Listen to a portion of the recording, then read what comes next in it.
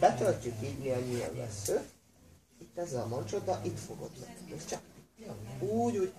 Elkezdjük húzni. Húz.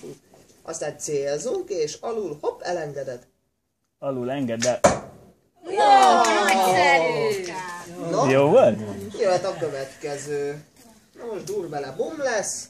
És kihúzzuk. Úgy, és hopp, elenged. Bravo! El is Lelőted! találtuk a katonát. Na most meg akkor már csak a másikat kell.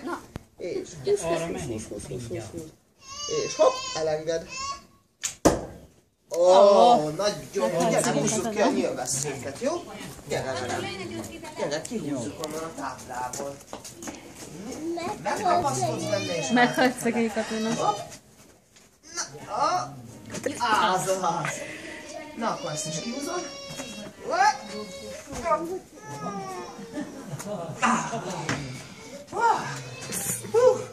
El is fáradtam benne.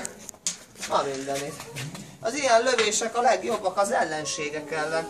Szoktak ám jönni, aztán el akarják mindig vinni a lekváros kenyeret, meg a kakaómat, és sosem engedem nekik. Kisfiam. Fogom, letöltöm. Wow! Kihúzom az íjat! És hopp! Hoppá! Nem is volt ügyes a bácsi. Te ügyesebb voltál. Előfordul. Na mindegy, újra betöltjük az íjat. Hoppá! Így nem működik. Mi a baj, kisfiam? Ja, hát meg kell fordítani. De miért nem tud lőni a bácsi? Meg kell fordítani. Akkor szóljál nyugodtan, hogy fordítsam meg. Fordítsam, jó? Valahogy. Mi lehet a baj?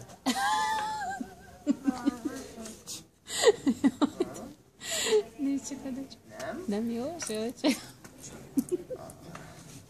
Hogy kell lőni ott? Őtőle kell megkérdezni. Na mit csinálta? A lovat. Zsebi a lovat. Nézd csak, csinálunk egy ilyet. A hiányzatlan től. De már nem szeretnél pacizni? Biztos? Ez sok. Nézd csak, mit csinál. Ez sok. Kettőnyi.